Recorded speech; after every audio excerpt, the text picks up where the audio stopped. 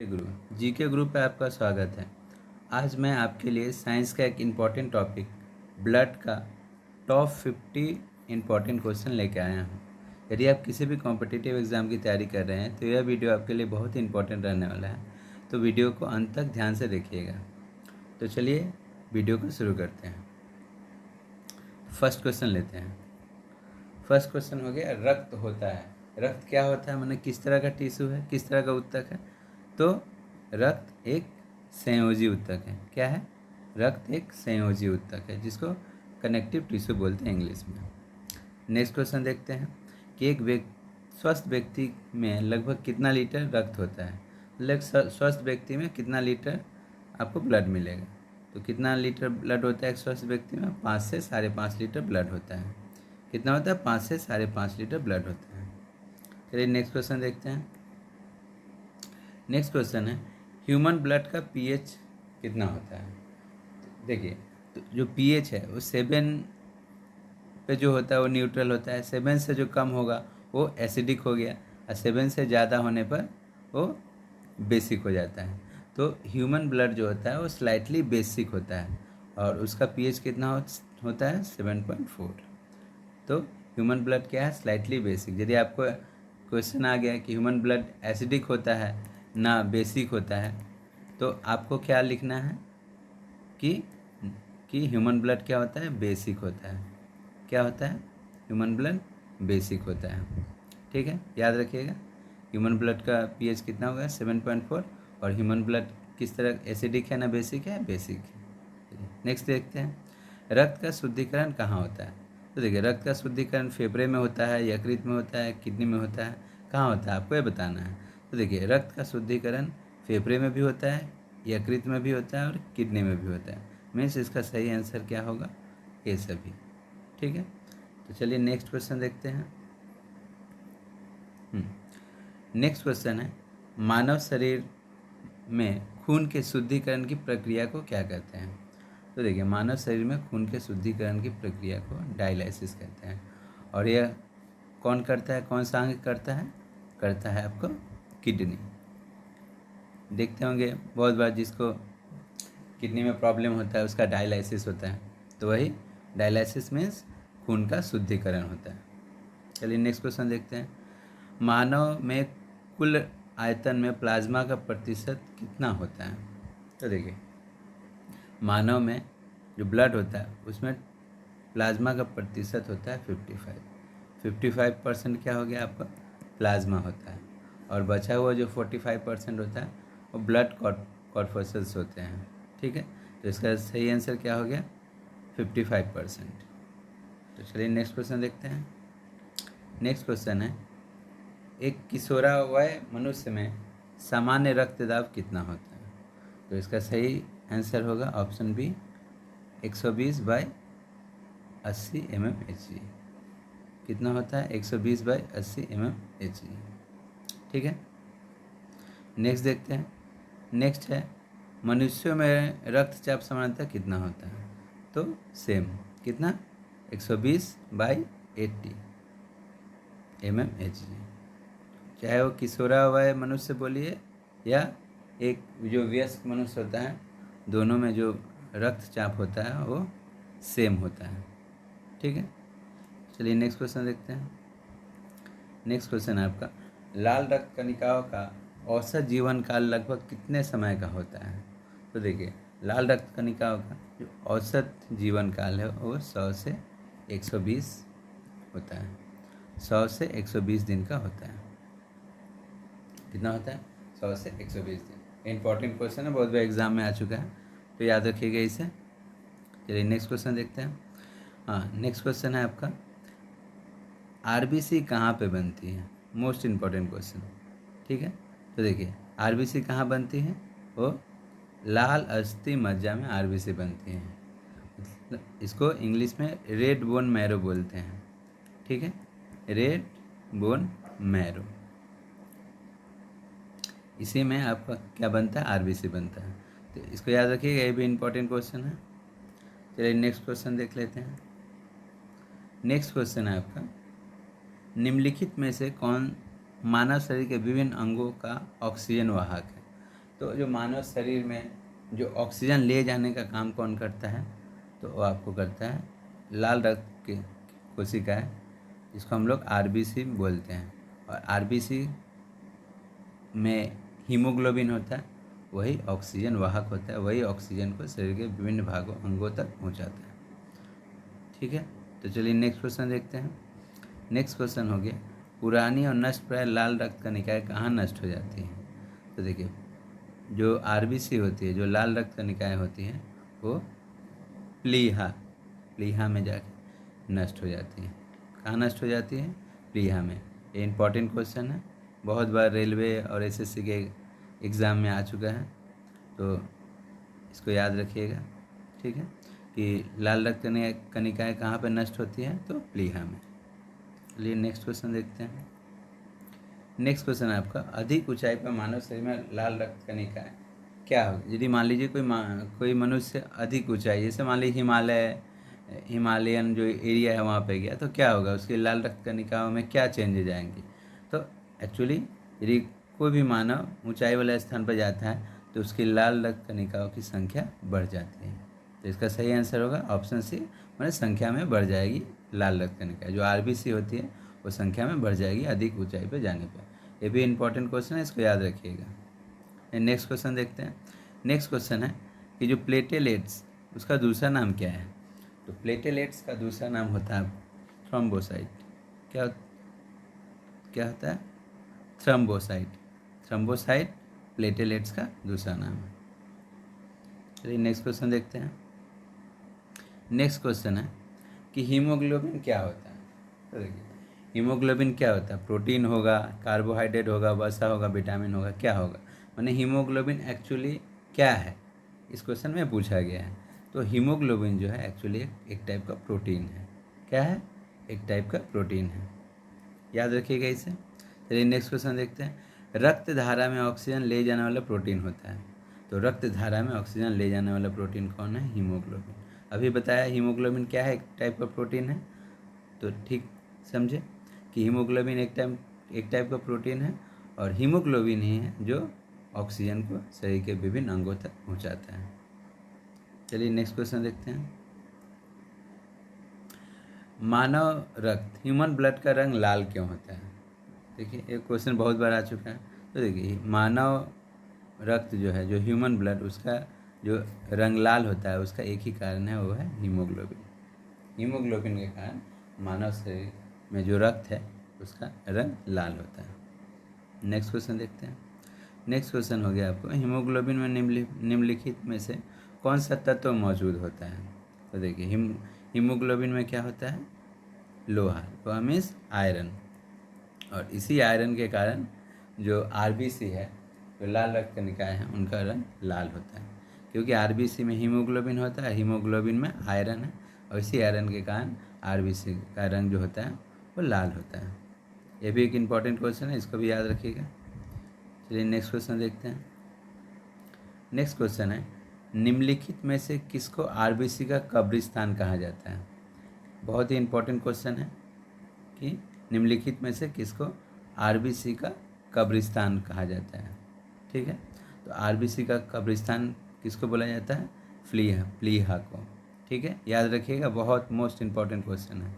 ठीक है, most important question, ये बहुत बार एग्जाम में पूछा जा चुका है। ठीक है, तो चलिए नेक्स्ट क्वेश्चन देखते हैं। मानव शरीर का ब्लड बैंक किसे कहते हैं। तो देखिए, मानव शरीर का जो ब्लड बैंक किसे बोलते हैं? बोलते हैं प्लीहा या तिल्ली, जिसको इंग्लिश में स्प्लीन बोलते हैं, उसको मानव शरीर का ब्लड बैंक कहते हैं। चलिए, ये भी इम्पोर्टेंट क्वेश्चन है, तो इसको भी याद रखना है। चलिए नेक्स्ट क्वेश्चन देखते हैं। नेक्स्ट क्वेश्चन है, रोग प्रतिकारकों को उत्पन्न करने वाला सेल कौन सा होता है।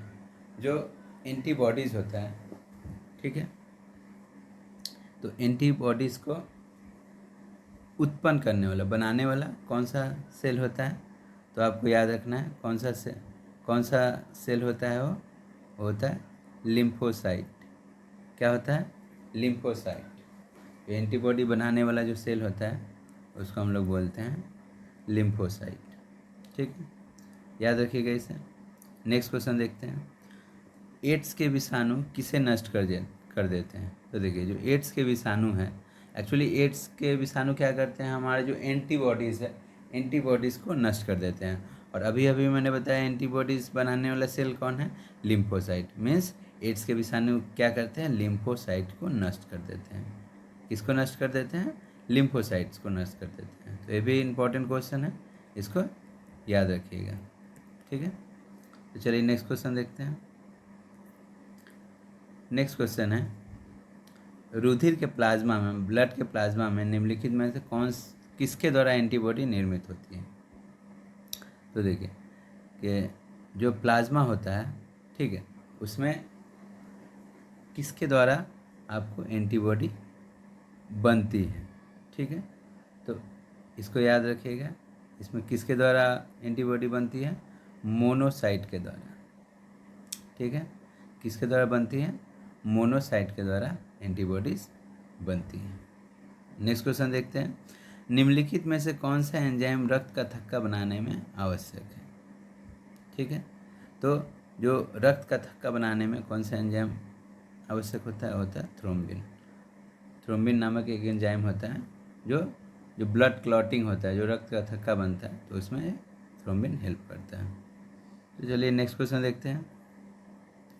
नेक्स्ट क्वेश्चन है, रक्त का जमाव निम्नलिखित में से किस प्रोटीन के द्वारा होता है? तो देखिए रक्त का जमाव किस प्रोटीन के द्वारा होता है? फाइब्रिनोजन। ठीक है, एक फाइब्रिनोजन प्रोटीन होता है, उसके द्वारा रक्त का जमाव होता है। ये भी इम्पोर्टेंट क्वेश्चन है, इसको याद रखिएगा। नेक्स्ट क्वेश्चन देखते हैं, ये रक्त का थक्का बनाने में मदद करने वाला विटामिन कौन सा होता है? तो देखिए जो रक्त का थक्का बनाने में कौन सा विटामिन मदद करता है? तो मदद करता है आपका विटामिन के। क्या मदद करता है? विटामिन के रक्त का थक्का बनाने में मदद करता है। तो नेक्स्ट क्वेश्चन देखते हैं। नेक्स्ट क्वेश्चन है, किसके मौजूदगी के कारण शरीर के भीतर रक्त नहीं जमता है? बहुत ही इंपॉर्टेंट क्वेश्चन है, बहुत बार एग्जाम में पूछा जा चुका है। तो देखिए कि शरीर में माने क्या होता है, माने किसके कारण, जैसे शरीर में जो रक्त होता है, जैसे रक्त यदि हवा के संपर्क में आ रहा है तो जम जा रहा है, तो शरीर के अंदर भी तो रक्त को जमना चाहिए, तो कोई ना कोई होगा, कुछ ना कुछ केमिकल होगा वैसा, कुछ ना कुछ प्रोटीन वैसा होगा जिसके कारण रक्त नहीं जमता होगा। तो वो क्या है? हिपेरिन। हिपेरिन के कारण शरीर में रक्त नहीं जमता है। बहुत इंपॉर्टेंट क्वेश्चन है, ठीक है, इसको याद रखिएगा कि हिपेरिन के कारण शरीर के अंदर रक्त नहीं जमता है। नेक्स्ट क्वेश्चन देखते हैं, रक्त स्राव को रोकने के लिए आमतौर पर किस एल्युमिनियम लवण का प्रयोग किया जाता है? तो देखिए रक्त स्राव को रोकने के लिए किसका प्रयोग किया जाता है? पोटास एलम, जो फिटकरी होता है, जो कॉमन लैंग्वेज में हम लोग फिटकरी जो बोलते हैं। तो जैसे सैलून में जाइएगा तो देखिए जब मान लीजिए कहीं कट जाता है तो आपको फिटकरी लगा देते हैं, तो वही होता है पोटास एलम, कि कहीं रक्त स्राव हो रहा है, कहीं कट जाता है, ब्लड निकलने लगता है, तो वह फिटकरी जो पोटास एलम है उसको रगड़ देते हैं, लगा देते हैं, तो रक्त बहना बंद हो जाता है। तो याद रखिएगा, ये भी इम्पोर्टेंट क्वेश्चन है, ठीक है। तो चलिए नेक्स्ट क्वेश्चन देखते हैं। नेक्स्ट क्वेश्चन है, रक्त जमने में किस तत्व की मुख्य भूमिका होती है? कि जो रक्त जमता है उसमें कौन सा तत्व की भूमिका होती है? तो होता है कैल्शियम। क्या होता है? कैल्शियम, ठीक है, ये भी इंपॉर्टेंट क्वेश्चन है, इसको याद रखिएगा। चलिए नेक्स्ट देखते हैं, जो ब्लड ग्रुप है, ब्लड ग्रुप का खोज किसने की थी? ठीक है, तो ये भी इंपॉर्टेंट क्वेश्चन है, बहुत बार एग्जाम में आ चुका है। तो जो ब्लड ग्रुप का जो खोज है वो किसने किया था? लैंडस्टीनर ने। किसने किया था? लैंडस्टीनर ने ब्लड ग्रुप को खोजा था। और जो ब्लड ग्रुप हो, कितने टाइप के ब्लड ग्रुप होते हैं?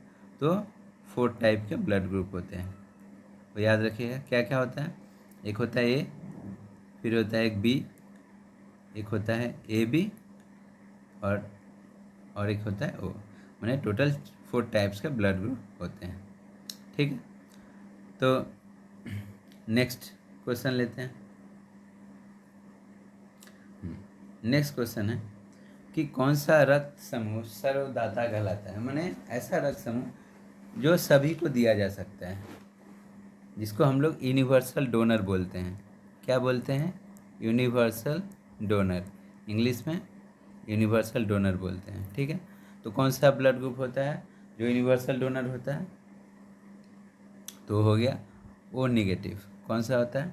ओ निगेटिव। एक्चुअली ब्लड ओ को ही यूनिवर्सल डोनर बोलते हैं, लेकिन ओ में भी दो होता है, जैसे ओ प्लस हो गया, ओ निगेटिव हो गया। तो जो ओ निगेटिव होता है वो होता है यूनिवर्सल डोनर। ये इंपॉर्टेंट क्वेश्चन है, इसको याद रखिएगा। चलिए नेक्स्ट क्वेश्चन देखते हैं। नेक्स्ट क्वेश्चन है कि कौन सा रक्त समूह सार्वभौमिक स्वीकर्ता होता है?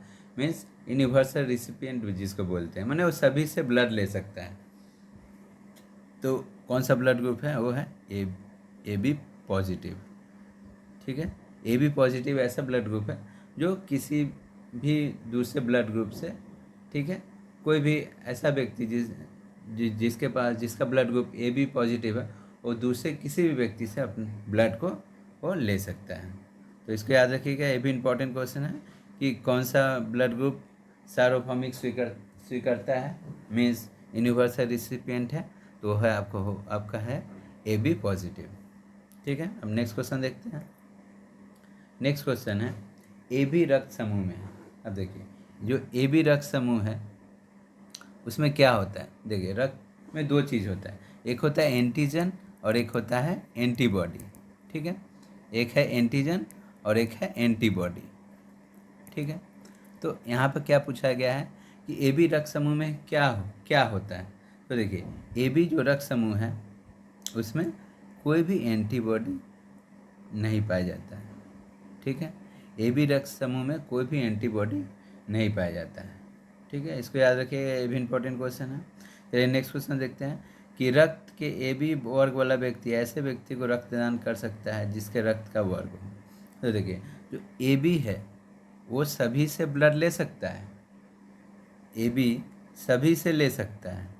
ठीक है, लेकिन सभी को नहीं दे सकता। वो किसको दे सकता है?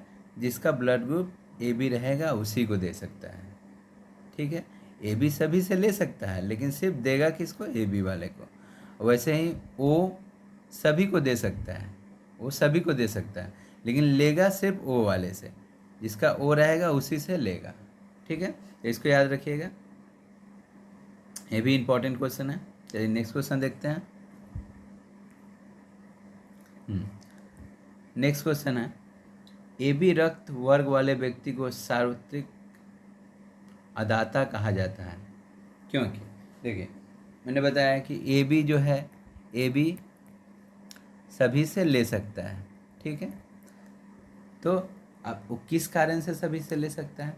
तो देख ए बी है, ए बी में क्या होता है? ए बी में एंटीबॉडी नहीं होता है।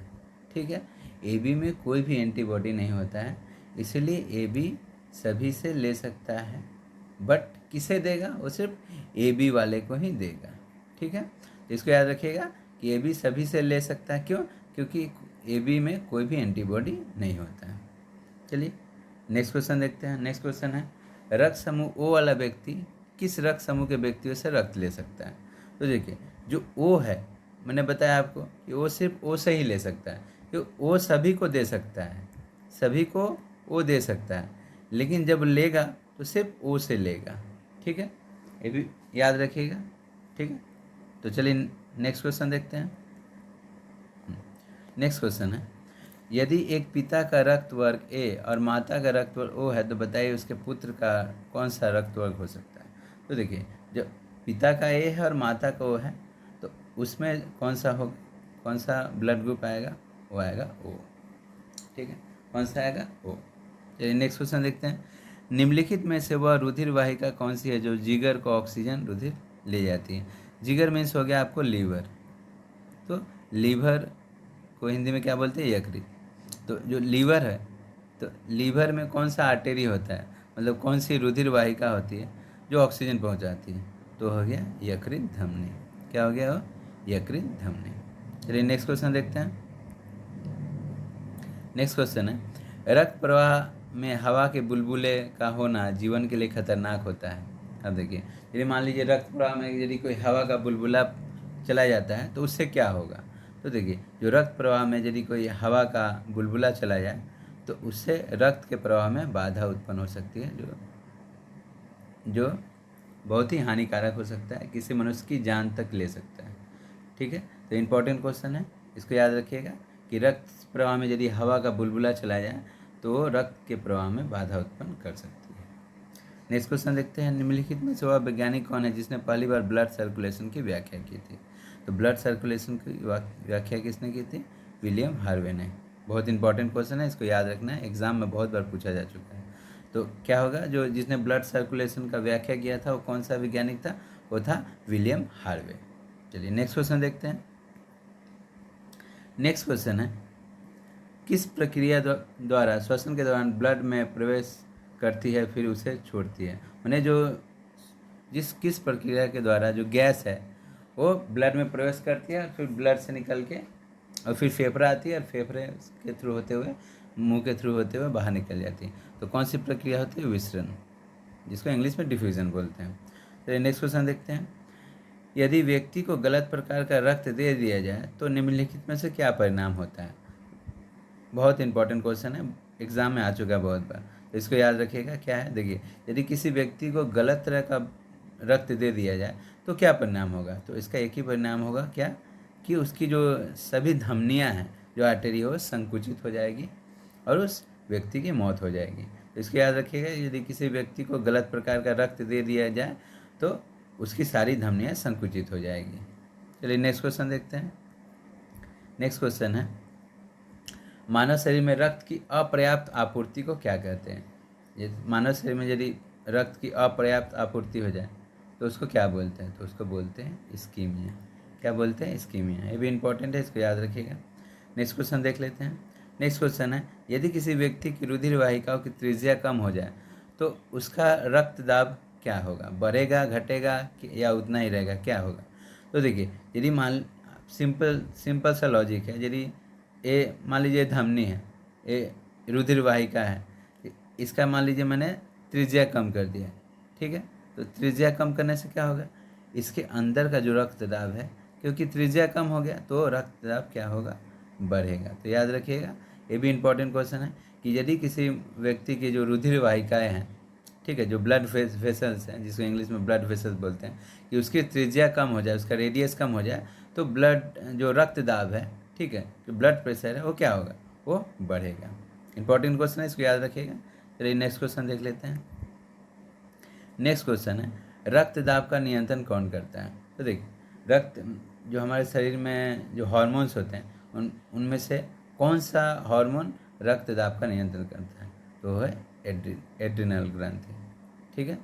एड्रिनल ग्रंथि जो होती है, जिससे एड्रिनलिन जो हार्मोन निकलता है, वही क्या करता है? जो ब्लड प्रेशर, जो रक्तदाब है, उसको नियंत्रित करता है। तो ये भी इंपॉर्टेंट है, इसको याद रखिएगा। नेक्स्ट क्वेश्चन देख लेते हैं, कनिकाओं के बिना रक्त के तरल अंश को कहते हैं? यदि मान लीजिए कनिकाएँ जो RBC, WBC, ये सब जो है, वो सब क्या है? ब्लड कॉर्पसेल्स, जिसको कनिकाएँ बोलते हैं, उसको निकाल लिया जाए या उसको छोड़ के ब्लड को क्या बोलते हैं? तो ब्लड को क्या बोलते हैं? प्लाज्मा बोलते हैं। तो जो प्लाज्मा होता है 55% होता है, जो मैंने पहले ही बताया, और जो ब्लड कॉर्पसेल्स होते हैं, जो कनिकाएँ होती है, वो कितने परसेंट होती है? वो 45% होती है, ठीक है। तो नेक्स्ट क्वेश्चन देखते हैं। नेक्स्ट क्वेश्चन हो गया, और रक्तता किसकी कमी के कारण से होती है? जैसे और रक्तता, जिसके शरीर में ब्लड की कमी हो जाए तो किसके कारण से होती है? किसकी कमी के कारण से होती है? वो होता है फॉलिक एसिड की कमी के कारण से और रक्तता होती है, ठीक है। चलिए नेक्स्ट क्वेश्चन देखते हैं। नेक्स्ट क्वेश्चन है, हीमोफीलिया होता है। हीमोफीलिया एक तरह का बीमारी है, तो किस तरह का बीमारी है? तो वो है अनुवांशिक विकार, ठीक है। तो चलिए नेक्स्ट क्वेश्चन देख लेते हैं। नेक्स्ट क्वेश्चन है, निम्नलिखित में से कौन सा शीत रक्त वाला जानवर है? तो जो कोल्ड ब्लडेड एनिमल जिसको बोलते हैं, तो देखिए कौन सा है? बंदर, चूहा, सांप, भेड़िया, कौन सा शीत रक्त वाला जानवर? तो वो है सांप। इतने में जो सरीसृप होते हैं वो सब कोल्ड ब्लडेड एनिमल, शीत रक्त वाला जानवर होते हैं, ठीक है। तो चलिए नेक्स्ट क्वेश्चन देखते हैं। नेक्स्ट क्वेश्चन है, निम्नलिखित में से कौन सा है गर्म रक्त वाला जानवर है? जो जैसे कोल्ड ब्लडेड एनिमल हो गया, ये हो गया वार्म ब्लडेड एनिमल। तो कौन सा है? कछुआ, सांप, छिपकली, बंदर। तो कौन सा होता है? वो होता है बंदर। कौन सा है? बंदर। तो जितने भी जो स्तनपायी जानवर हैं वो सब क्या होते हैं? वो गर्म रक्त वाला जानवर, जो किसको क्या बोलते हैं? वार्म ब्लडेड एनिमल्स बोलते हैं। तो देखिए आज के लिए इतना ही। उम्मीद करता हूँ आपको वीडियो पसंद आई होगी, और यदि आपको मेरी वीडियो अच्छी लगी हो तो इसे लाइक ज़रूर कीजिएगा और अपने दोस्तों के साथ शेयर भी कीजिएगा। और जीके की ऐसे ही इम्पोर्टेंट वीडियो पाने के लिए मेरे चैनल को ज़रूर सब्सक्राइब कीजिएगा। तो मिलते हैं नेक्स्ट वीडियो में, तब तक के लिए जय हिंद, वंदे मातरम।